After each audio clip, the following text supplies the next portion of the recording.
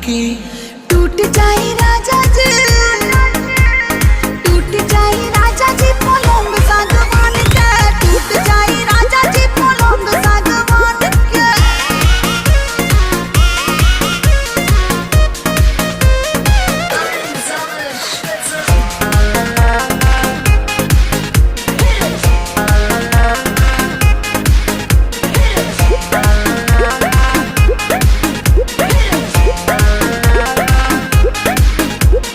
छुए द बदन की, देखो न कटन की, चादर बिछा देहनी।